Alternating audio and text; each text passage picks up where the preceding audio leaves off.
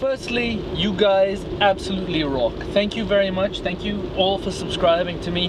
Thank you all for watching my videos. Thank you all for commenting. Thank you all for your questions. Thank you all for giving me shit. Absolutely everything. Thank you all for it, because without you guys, without your watching my videos, without your feedback, without your responses, without your likes, it would be really hard to push through these periods, especially now, like when I'm really busy and I just don't have time to drop videos for you guys because I'm too busy, you know, making videos for money and stuff.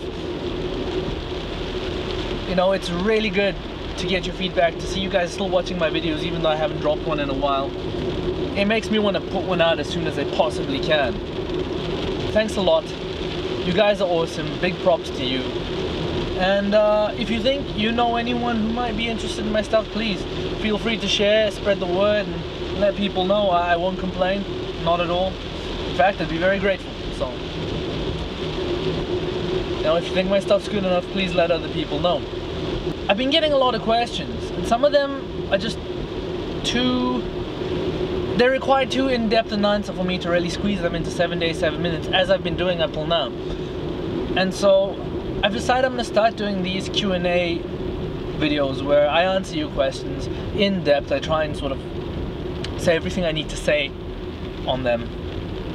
I'm only going to be doing them maybe once a month, so they're not going to be too many of them, but at least that way when you guys ask me questions that I just can't quickly answer in the comments, or that require a video but not necessarily a full Japan How It Is video to answer,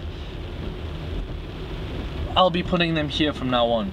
We're gonna start off the first Q&A video with questions from Nuno Bartolo. Am I pronouncing that right? Nuno Bartolo? Nuno Bartolo? To paraphrase his question, he basically asked me why I decided to become what I am, you know, this multimedia content creator, photographer, writer thing that I am in Japan. Why Japan? Why didn't I just do it in South Africa? And he went on to talk about how he is, you know, finishing up his studies and he intends to move to Asia, preferably Japan, and he just wanted to know how I went about doing that and stuff like that. So when I thought about it, it would have required a lot of writing, and I was lazy at the time. And I thought, you know, many of you guys might be interested in hearing that story too, so why not make a video? When I was younger, I always had a thing for Japan. Even when I didn't know it was Japan, I just had a thing for stuff that turned out to be Japanese. And as I got older, I discovered anime, as I'm sure many of you people who like Japan have done.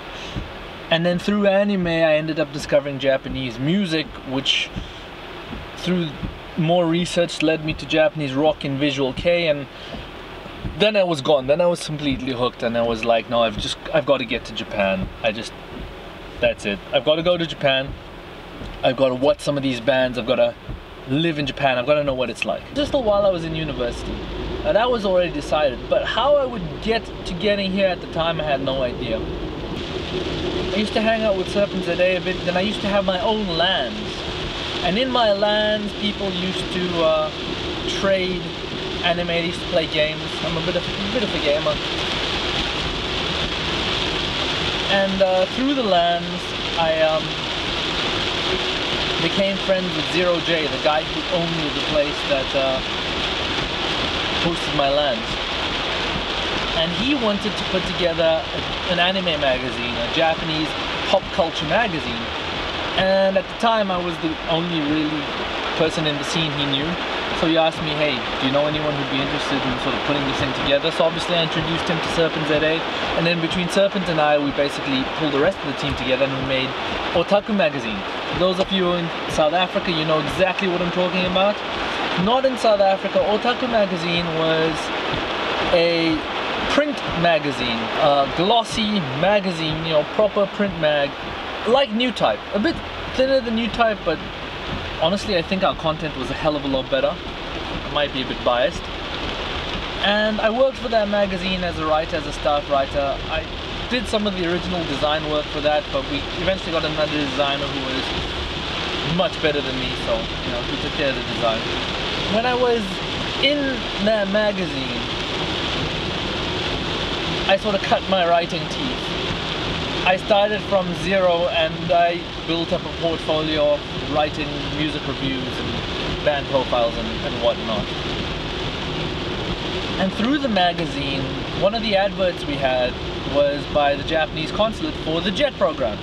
Now the JET program is the Japan English Teaching Program, where they send native English speakers with university degrees to Japan to teach English. There's a bit more to that, but if you guys want to know about the JET program, let me know and I'll make another video on that entirely, because that's a completely different topic. So I got on the JET program, came to Japan. I was placed in Gunma, which is where you start seeing my videos from towards the end of that. I was placed in Gunma and I became an English teacher.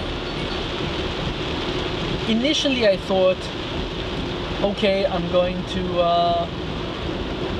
get my language up, then sort of do otaku mag stuff in Japan when the magazine is big enough to sort of help support that and, you know, whatnot. But the Lehman shock killed the magazine, sadly. All our advertisers disappeared overnight, and so the magazine died a slow and unglamorous death. But I was in Japan, I was an English teacher, and you know, I kept at it. I really enjoyed my school. I absolutely loved where I worked. I loved the kids, I loved the job. And I was, what, 2 years down at the time, so I still intended to be here for at least 1 more year as an English teacher, let alone anything else. Time went along, things happened, I met the cat, we started dating, and then at the end of my 3rd year in JET, now you can do 3 years at your own request. If you want to do 3 years, say I want to stay, and you stay unless you've done something heinously, horribly wrong, they'll let you stay. But for your 4th and 5th years, they have to request that you stay, and then the Board of Education said, hey, do you want to stay another year? And I said, hey, hells yes, I want to stay another year, and so I did. Well, the cat got a job in the same town as me, and it only made sense that she stayed with me. And the only way her parents were going to let her stay with me is if we legalized our union, and so we signed the papers to do just that. No regrets, absolutely one of the best decisions of my life. And that was year 5 on the JET program. And you know, you can only go a maximum of 5 years, and time was running out, I had to do something. And I really wanted to get into media.